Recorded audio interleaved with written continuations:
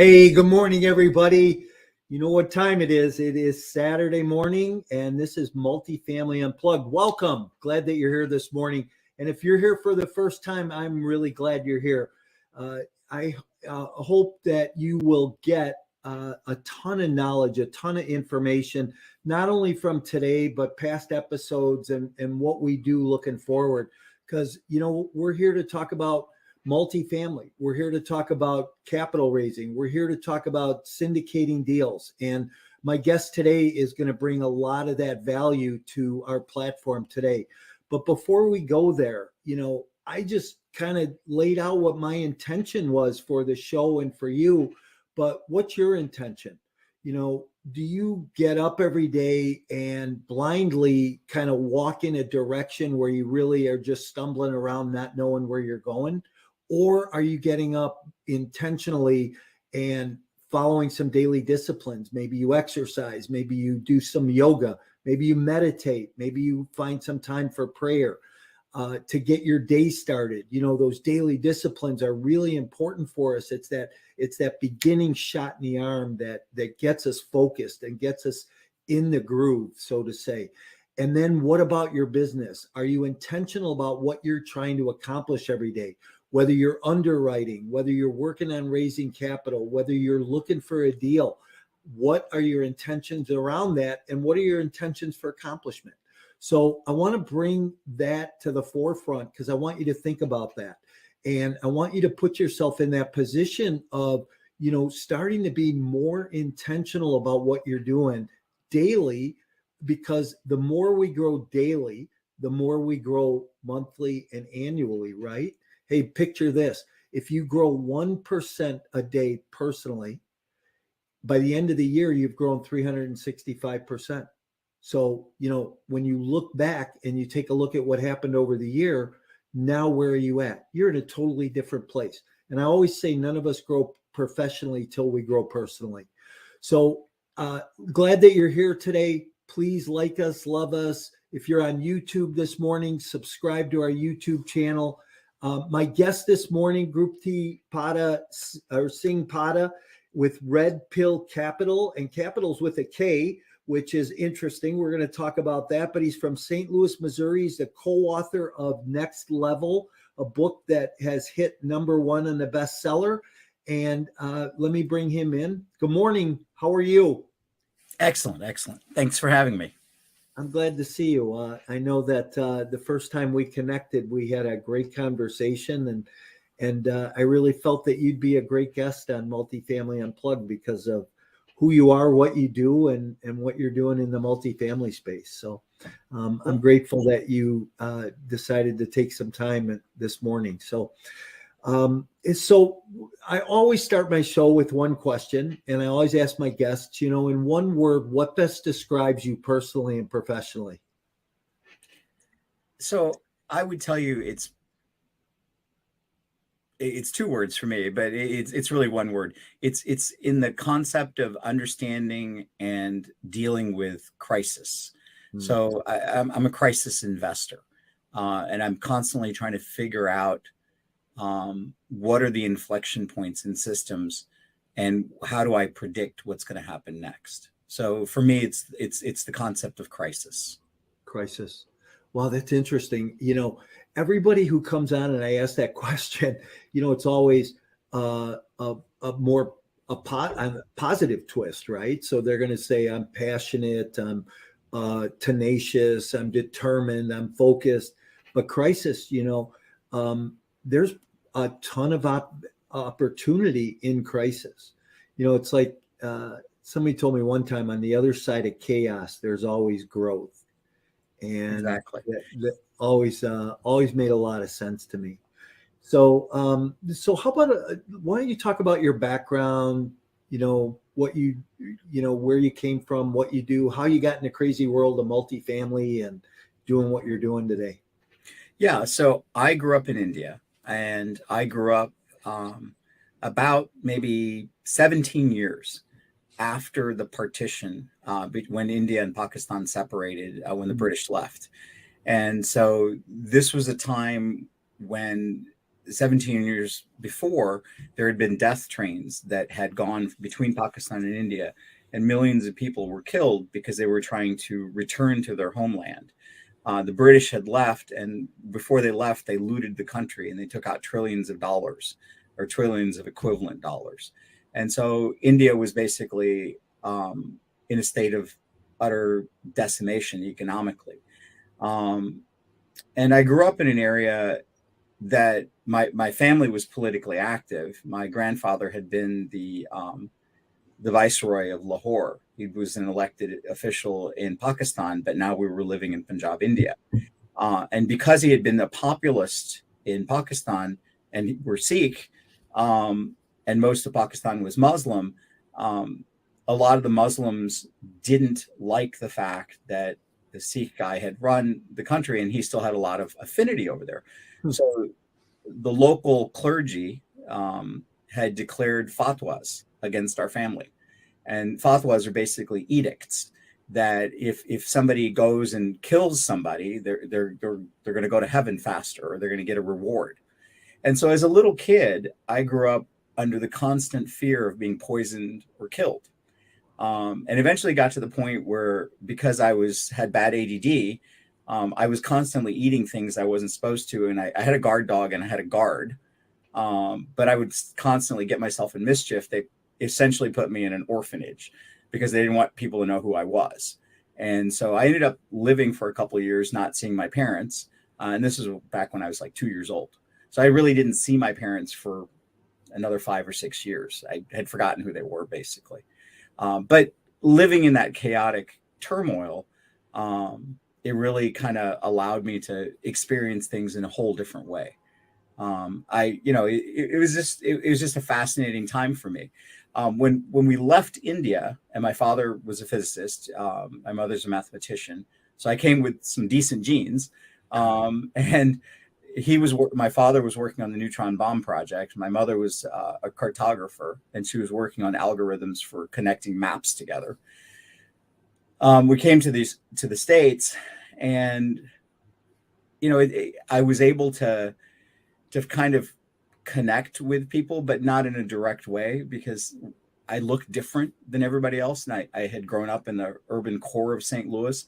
So I was the only kid with a turban for 100 miles. And I was brown and everybody else was black. And I didn't speak English well. And, it worked out. I mean, I learned a lot. I got beat up a lot too. And eventually, when I got to middle school, high school, I ended up going to the county and being the only brown kid in an all-white school now. And so I never really quite fit in. I got to experience the United States as an outsider. And I had already experienced India as somebody that was dealing with turmoil. So it was a combination of things that allowed me to have a lot of insight. I had also come from India, which was experimenting with communism. And I knew that I didn't want to live in a communist world, because in a communist world, if you wanted to buy something, you had to have a lot of permissions. So if you wanted to buy a car or a scooter, you would come and you would pay your money and you would have to give them a ticket or a chit. It was a receipt. And then 10 years later, you would come and pick it up. And so I knew that that's not the world that I wanted to live in. So I got embedded into US capitalism when I was in my teens. And I started to figure out how to make as much money as I could. And I was fascinated by it. And I did what I could, because I couldn't get hired at McDonald's because, they didn't really hire kids that wore turbans at McDonald's. And so I ended up creating my own job.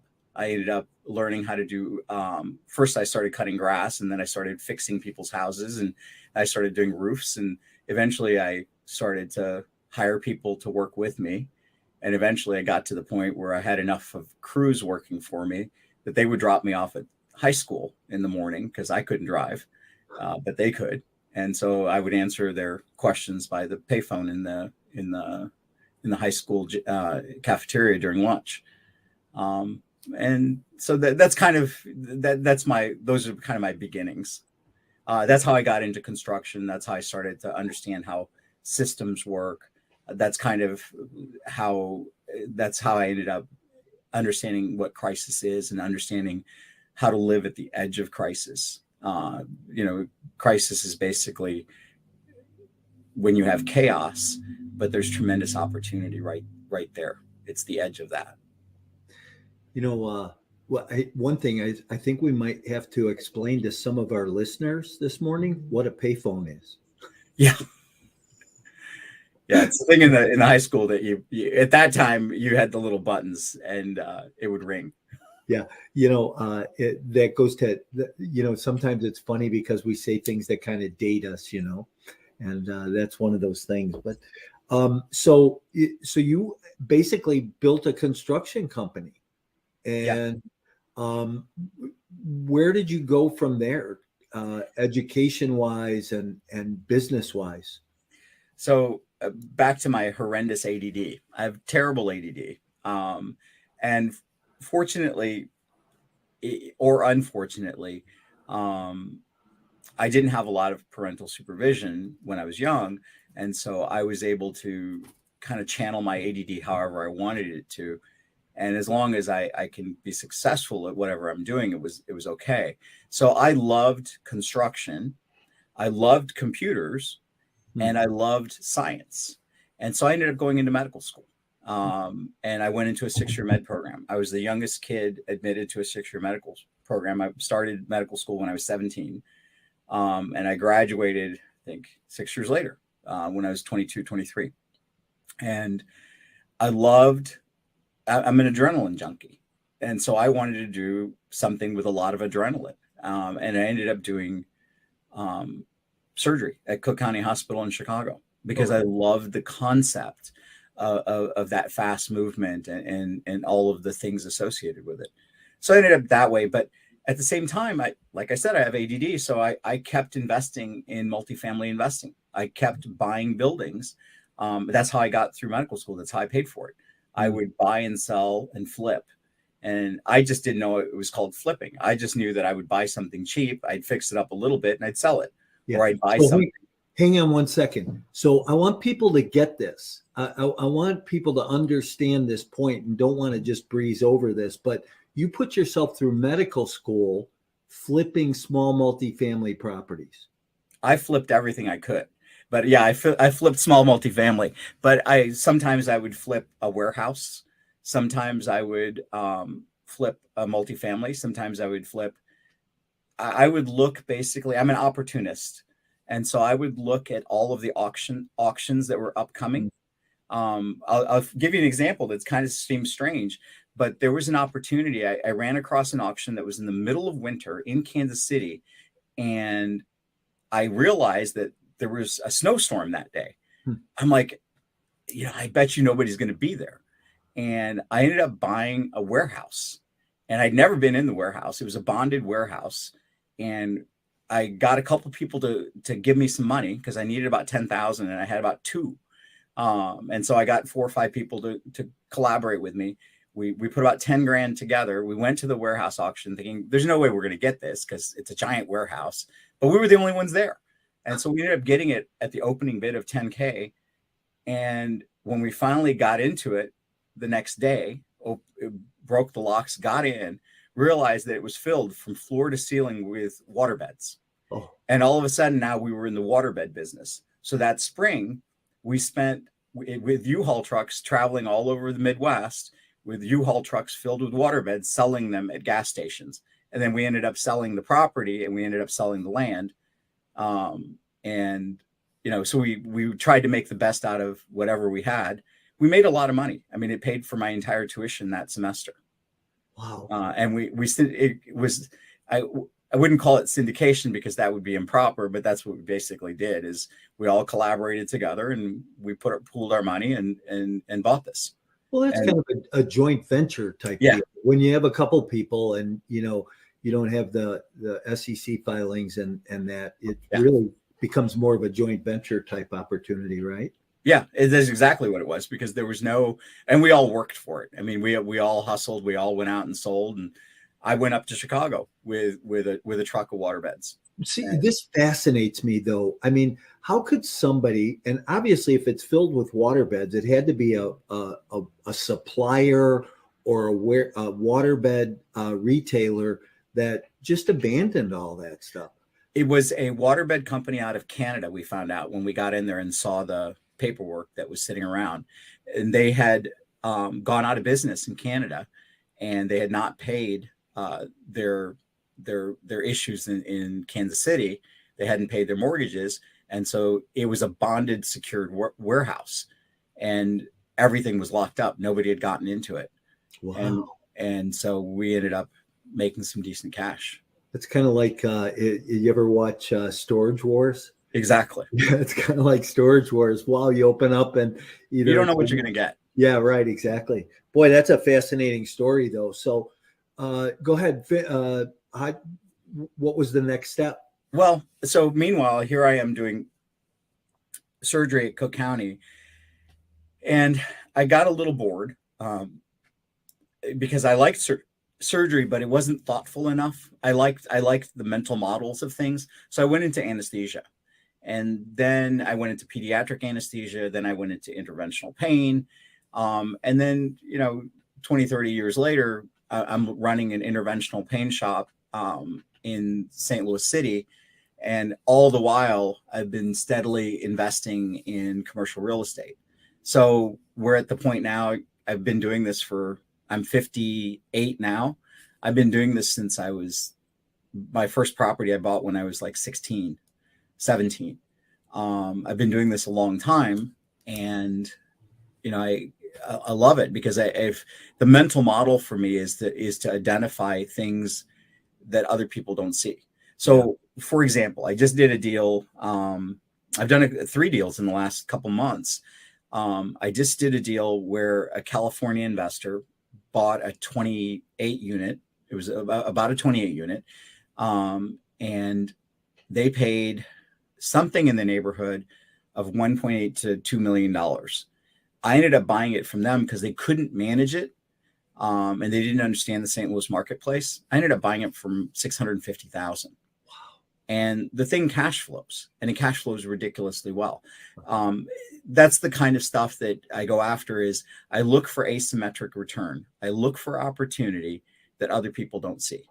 And so that the whole goal is to identify those unusual opportunities where there's a high upside and a low downside. And you can usually do that if you're not completely investing in the hood.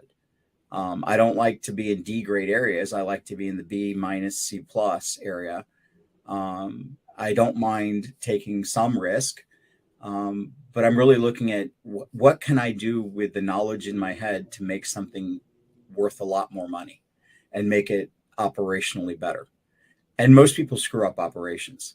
And because I have a good construction background, I'm able to see things that other people can't see, how to fix things. So explain that. Explain that comment you just made, that most people screw up operations. Yeah, so it's easy to negotiate for a property. I mean, we're inherently, little kids are born as inherent negotiators unless we beat it out of them. Unless we completely just deject them. They're really good born negotiators, and so we have a negotiation skill that we're pretty good with. But the operations of how to do things is where the value is. I can negotiate like crazy. My mother was just an amazing negotiator. She taught me a ton. But it's the operational issues. When you look at a property and you ask yourself, what does this community need? And how am I going to get there? So I'll give you an example. Here I am. I've got this property on Broadway, and it's downtown St. Louis. It's in a rough area. And there's a lot of hookers there. There's a ton of hookers, and the hookers drive a ton of volume for themselves, but at the same time, they destroy the community. And so how do I get the hookers to leave my property and go to the park, go where it's somewhere else? And that way I don't have nefarious actors on my property. And so I tried everything. I tried contacting the police. I tried doing this. I tried the alderman. None of it worked. Basically, the police ignored me. The alderman said, I can't do anything about it. Or alderwoman said, I couldn't do anything about it. So what I did was I said, they're there because they're comfortable, and they're comfortable because of the lighting. There's not enough light. And just like anything, if you add a little bit more light, it's the Deming effect. If you add a little bit more light, people go, oh, somebody's paying attention to me. And so I added a ton of lighting, and I put motion detector lighting up around my building. So because my building occupies an entire city block. And so I put it up on the outside, and I put it up high enough that they can't throw rocks at it to turn it off. And then doing that, it eventually taught them that they shouldn't be hooking in front of my building. They can go a block away to the park where there's no light, and they can be okay there. And those kind of things. The previous owners had not figured out how to do that, and that's why they ended up selling it to me so cheaply, because they didn't innovate in that way. And there's a million other things to look at. There's what you're trying to do is you're trying to make silk purses out of sow's ears, and that's what real estate investors do. A good real estate investor can take the worst situation and make the best of it, and that's our job. Yeah. Something happens when you get involved in real estate where if you are a long-term investor and you're in it for the long haul, it becomes part of your DNA. I think it gets in your blood. And I'm hearing from you how, you've been doing this since you were 16. And you mentioned a word that I think is really important, and that's consistency. Continually doing it over and over again and getting good at what you do. But it becomes part of who you are and your DNA. And I think that that's reflective in the conversation with you. Are you syndicating any of your deals today, or are you doing everything on your own? No, I syndicate, and I do on my own. So I look at things as tiers. If it's close to me, if it's in my immediate hour and a half distance, and it's a high risk, I will not syndicate that. My feeling is I will never expose somebody else to the same risk or challenge that I would do myself, because it's not fair to them. Are you ready to skyrocket your investment portfolio and leave a legacy? Are you tired of inconsistent returns received in the stock market?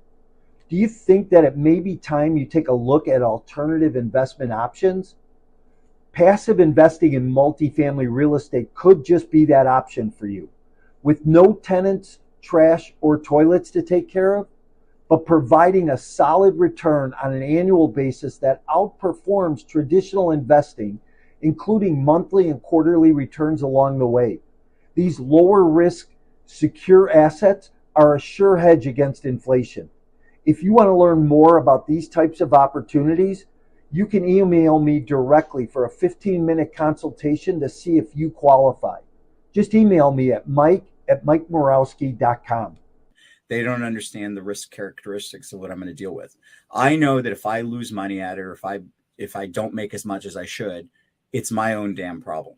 So I will not syndicate a deal like that. I'll only syndicate a deal that's B+ or better. And I really want to be very careful with other people's money, because I want to guarantee them a rate of return. And I know that you can't do that, but in my heart, I look at it going, I want them to have a great experience. Yeah. And so if it's a bigger project, and I'll co-syndicate, I'll syndicate. We've done all kinds of projects. I mean, I've worked with Neil Bawa, helped him and raised almost $100 million. And we raised smaller amounts for other projects. So it really depends on the project. I've done small projects, a couple million, 4 or 5 million. I've done huge projects. But when I'm syndicating, I'm very, very particular what the characteristics are of that project, because my reputation is on the line, and I don't want anybody to have a bad experience. Yeah. And I'll go back to something that you mentioned, and I think it's really important, about constantly educating and constantly having consistency in what we do in multifamily. The reality is that multifamily is a vehicle. It's not an end in itself. Multifamily is a vehicle to achieve something greater. And we use this tool to do that. But recognize that you have to layer your tools. You cannot be a one-trick pony. And so if you do multifamily, how do you do multifamily? And then with the consistency, how do you educate yourself in a manner that you're constantly learning? And so there are some not troubling, but there's interesting things that are happening in multifamily that are worth looking at. I mean, certainly we have this interest rate shock, and what you're going to see, St. Louis, was number one in the cities where they expect multifamily to crash in the next 1 year. And because it's the highest default rate in the country with the lowest debt service coverage ratio. So if you overpaid and you were a California investor, you're going to have a problem, because 15% of all St. Louis real estate that's multifamily is going to crash in the next year. But if you don't overpay, then you have an amazing opportunity, because you're going to pick up assets that other people paid too much for, rehabbed above a certain level that they should have, and you'll be able to pick that up. So consistency in education is critical. You have to kind of predict what's going to happen next. And so certainly the interest rates is one factor. Certainly debt service coverage ratio is a factor. But other things is the effect of technology. We're going into an area, and I know that people talk about crypto, and I know that it's overhyped. I get it. I mean, we know that crypto is a Wild West phenomenon, but that's not the value of crypto. As a multifamily investor, the value of crypto is that you can have a Web3 enabled portal that somebody can pay you without you having to go to a connection on their bank. And they log into your portal and they say, hey, I need to pay my rent. And boom, there it is. And the cost of that transfer is zero. And there's an authentication and there's a handshake, and there's a validity. Well, you take that same data element and you connect it to all of the other property elements, and you have all of your bills there, and you have all of your reports, and you have all of this systemic stuff built. And you put that together as an entity, and you've created something that didn't exist. And so it's easier for you to get funding and lending later. And so you have to constantly sharpen your tools. You have to constantly look at all of the available technology and the emerging trends and see where it's going to go. Wow. One of the big things, like a simple example, when you have a lot of multifamily and you're trying to rent them, you have to be able to understand what the algorithms are for rental. And a simple thing, like if you're trying to list your property on Zillow for rent, you have to update that property almost daily in order to stay at the top of the list. Yep. And so you have to be able to automate that somehow, because you're not going to pay somebody $20 an hour to automate that, to do that for you a couple times a day. And you have to be able to write different verbiage for your advertisements. And hence that's where ChatGPT comes in, because you can take the same advertising and you can have it rephrase it in a way that makes it more compelling and select your keywords. So you have to constantly innovate in how you approach these things. ChatGPT is an amazing tool right now. It is. And I think that the whole AI space is an amazing space because of what it's going to provide. And there is a sense of simplicity to some of that, like, hey, if I go, I wrote an ebook on multifamily investing off of ChatGPT. And in 2 hours, I wrote a 10-page ebook. And I said things like, okay, make this paragraph fun, tell a joke in here, do this, tell a story in here. And it was amazing what that tool provided. So, it's kind of cool where the world is going as a result of that. I'm glad you brought that up. I think it's going to scare a lot of people, though, once they understand how effective it is. We're still dealing with a rudimentary AI. I mean, it's not really AI. It's more of a filtering mechanism with a predictive writer. And instead of predicting the next word, it's predicting the next paragraph, which is an interesting way to do it. It's not a true AI, but it's pretty good. And I love it. I think it's one of the coolest things ever. Well, I mean, when you look at things like, so I was on the phone over the last couple of days talking to somebody, and I wish I could remember exactly. Oh, we were talking about some travel. and I needed to rent a car. And I hadn't done anything about going to rent a car yet. And all of a sudden, I'm getting all of these car rental emails now and hotel emails. And it's like, you know, the predictability around, you know, are they listening? You know, where's the information coming from? How are they picking that up? You know, that whole space is just, it's almost kind of spooky sometimes. It is. It's predicting based upon your behavior compared to other people's behavior of similar nature. But it Right. also, there's a lot of information clues that we leave just in what we do. And so the big tech companies are able to aggregate that to build behavioral models that make it interesting for them to sell to you, because their job is to make money. Yeah. And so they're going to figure out a way to sell to you at your time of need. Yeah. So two words come up in our conversation, you know, this morning, and one is crisis, the other is risk. How do they inherently go together? Do they inherently go together for you? How do you mitigate those in your world? Yeah, so that's why I use the term asymmetric return. Crisis usually is connotated with high risk. I'm looking for crisis situations where I can disconnect the risk of the substance. And so that usually occurs when you can take a longer view at something and you can say, okay, I'm in an immediate cataclysm right now, but long term, and long term might be 6 months or a year, I'm going to be okay. I'm going to suffer now for a longer term gain, recognizing that there's a high risk, but the asymmetrical reward is much greater. Most human beings live in the minute to minute, day to day. They're the stock market investor, and they're watching their Apple go up $4, and they're watching their Apple stock go down $2, and they think that that's the universe within which they're living.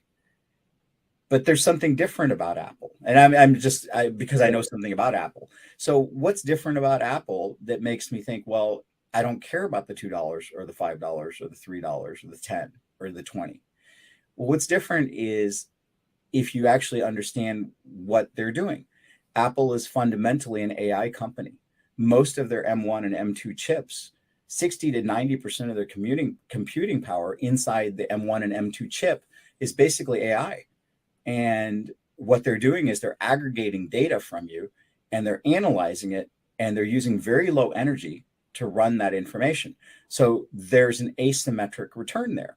You're looking at an object that has one value, and it goes up and down, fluctuating on people's moods, but it has a asymmetric return because the technology is so amazing. It's the same thing as I'm going to invest in the hood, or I'm going to invest in this rural area, but I know that this other thing is going to happen. I'll give you the classic example. I bought a property in one of the worst areas in St. Louis, and you would think, Gurpreet, what are you doing? Why are you investing there? Well, what I had done is I had analyzed federal government statistics, and I had looked at centers for need for healthcare, and I had looked at federally qualified healthcare corporations, FQHCs, and they have to position them within certain narrow blocks. So based upon the block that they're supposed to be in, they get funding. And so I had looked at all of the funding opportunities. And so I had been targeting this, and I knew that there was some information being released on a Friday. I also know that inherently people that work in FQHCs are very lazy. So they're not going to read their email. So I saw the release on Friday at 5 p.m. I looked at it and I said, okay, well, within this 9 square block area, or this 3x3 area, this nine square blocks, they have to put an FQHC because that's what their funding is for. And they got a ton of money. Whoever does this has to do it in this 9 blocks. And so I went out and I drove the 9 blocks, and I identified every single building in that 9 blocks that could house an FQHC. I went out and I put every one of them, there were only 6. I put every one of them under an option contract to purchase that weekend. And by the time that the FQHCs figured out that they'd got the funding, which was the next week when they got around to it on Tuesday or Wednesday, all excited, telling the newspapers they got the funding, they went out and tried to find a building, and I had all of them under contract. And so then they had to negotiate with me, and I could set the price however I wanted. And I knew how much they were allowed to get because I'd read the contracts. So I knew exactly what they could afford to pay. And so I rehabbed it to what their needs were going to be. And I knew what they were going to pay me. And I did very well because I took a building that I got for $175,000 and instantaneously, based on cash flow, made it worth $800,000 in a matter of a month and a half. And so it's because I predicted, even though it's an asymmetrical return, even though it looks cataclysmic now, I know what the long term is going to be. And so isn't it the same thing that we do when we build a exit plan on a property, or we build a CapEx plan, or we take a look at a property that's being run and not being run efficiently? Exact same. Operations, from management style. I can't tell you how many property managers or on-site leasing managers and leasing staff say, if the owner would just do this and this and this, and you can take those people and breathe new life into them and inject some capital into a property, you can turn those assets around relatively smoothly and see those types of returns. It's similar to what you're talking about now. Yeah, exactly the same. And so that's what you're doing. So if you already are controlling the property, or you're getting into a property that has that asymmetrical return, that's your highest yield, because you're not having to build an entirely new structure. You can take a sow's ear and turn it into a silk purse for not much money. Yeah, I love that expression. Hey, let's talk about your book real quick. I know you co-author a book, Next Level. Some really great people, Dennis Waitley, and talk about that a little bit. And so there's a book that came out. It's called Next Level Your Life. We released it about a week ago. We're in #1 category on Amazon. We're #1 in 31 categories, which is very unusual. It's a collection of vignettes and stories of people that are basically describing entrepreneurship and leadership styles, and describing how to deal with their life situations, how they dealt with them, and how it might be cross-applicable. I think it's interesting because you get a lot of different perspectives. So Tom Ziegler's in there, Kyle Wilson, Simon Bailey, and Dennis Waitley, I think, did the foreword. And so there's a whole host of people. It's about 20 of us. Mm-hmm. And we've poured our information into that. And Kyle kind of weaved it together and brought it together. Each one of us is in our own chapters, and each one of us is in our own story, but he weaves it together so that it turns into something amazing. It's done very well. And my book chapter is obviously about chaos. It's about dealing with chaotic situations and dealing with understanding what risk is, and having your head to the ground and your feelers out and your antenna up to understand what happens in a conflict situation. Yeah. And so that's kind of my take, but everybody else has a different take. And so when you weave it together, it's real interesting. Very interesting. Yeah. So I'm looking forward to getting my hands on a copy of that and reading it. So any tips or suggestions that you might give a new real estate investor today as they're maybe walking into some uncharted water with where the economy is, where the world's headed, all the doomsday experts out there? How would you tell somebody to, start looking at deals today and maybe not to sit on the sidelines, but to move forward? So there's a couple things that we have to recognize. So if I'm predicting the future, we know that the U.S. is depopulating, but for immigration, we would be in net negative growth. Now, we have a lot of immigration. Some of it's legal, but most of it's not legal. But we have a lot of immigration, and that's the only reason why we haven't depopulated. Depopulation is the biggest risk that faces humanity in the foreseeable future. because every westernized country is depopulated. There will be only two countries that continue to grow. It'll be India and Nigeria for the foreseeable 2035 to 2055. China is depopulating rapidly. So as real estate investors, we are totally dependent upon population growth, because that's what drives appreciation in real estate. That's factor one. Factor two that drives appreciation in real estate is the destruction of our existing housing units. A lot of our housing units are older. Anything that's over 50 years old reaches functional obsolescence. And so it has to be essentially replaced between 50 to 75 years or so. So those are the two factors that are really driving this. And then obviously, what's your population growth in the area that you're investing? So those are the things I would keep my eyes out for. At the same time, I would also recognize that home ownership is becoming more and more challenging for people, and they're less and less likely to own their home, and they're less and less wanting to own their home because they want the flexibility of not owning. And in many areas, it's much more expensive to own than to lease, especially when you include the cost of maintenance and all those other factors. And the federal government and other folks think that it's perfectly fine for homeowners to lease and not own things. And so that's kind of where they're pushing it. So those people that will own and lease to the people that the federal government wants leased to will find that it's a tremendous advantage. It's just like taxes. Taxes are an incentive. So if you align yourself with the governmental incentive, you can do okay. As a new property investor, I would recognize those trends. I would recognize the demographic trend for the area that they're looking to invest, and then make a predictive analysis of what to do. So make the analysis, but then at the same time, do not be paralyzed in thinking, oh, I can wait a year or two. Yeah. No, the time to move on this stuff is when everybody else is panicked and walking away. Yeah. And that would be about now. That this is the time to set yourself up to not overeducate, but educate enough. You don't want to get into paralysis of overeducation, of overanalysis. It doesn't do you any good. Yep. And so you want to manage your risk. You don't want to take foolhardy risks, but you want to take advantage of the opportunities that are right here, right now.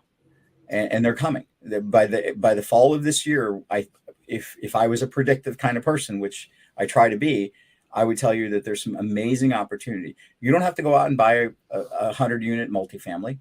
Start small if you have to. Yeah. I would, the simplest thing is buy a 4-unit. And you can buy it as a single family. Buy a 4-unit and house hack it. And it's a great opportunity to get your feet wet and still have a controlled situation. Absolutely. Absolutely. Great advice. That's for sure. Well, listen, I appreciate you being here today. It's been, boy, you've got my head spinning. That's for sure. A lot of things to think about, and that I'm already thinking about on just how to look at deals and how to maybe even deliver information to potential investors and LPs that you're looking at bringing into your deals. How do people get a hold of you if they want to get a hold of you, Gurpreet? The easiest way is redpillcapital with a K.com, info@redpillcapital.com, or just hit me up on LinkedIn. Those are really the easiest ways. I obviously have a medical site as well, but for most people that are in the multifamily world, they'll go through LinkedIn and reach out to me, or they'll go through our Red Pill Capital site, and that's usually the easiest way to reach out to me. And I know you and I connected on LinkedIn originally, and I'm so grateful that we had the opportunity to do that. Hey, I'm going to move you to the back room. If you'd hang out with me for a minute, I'm going to just say goodbye, and we'll spend a few minutes together. All right. Thank you. Thank you.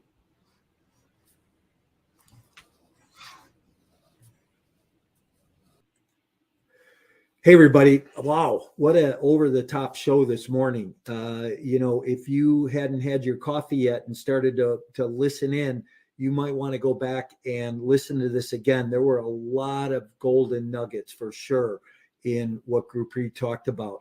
And just looking at crisis, looking at risk, looking at operations, leadership, and, being consistent, right? Being consistent in what we do. So if you're a multifamily investor, if you're a real estate investor, you're involved in the space, keep taking action. And I couldn't agree with him more today that we are moving into an environment that, hey, some of us will only see this one more time in our lifetime. Some of us might only see this time, or this might be the first time in your lifetime you're going to see this space that we're going into. But I believe that this environment is going to be the best environment for buying and repositioning multifamily and taking advantage of the growth. They say this is where most millionaires get created, is when the environment gets like this. Thanks for being here. We're here every Saturday morning. Please subscribe to the channel so you're notified when we're going live. Subscribe to YouTube, like us, love us on all the other social media. I'm glad that you're here. If you have questions,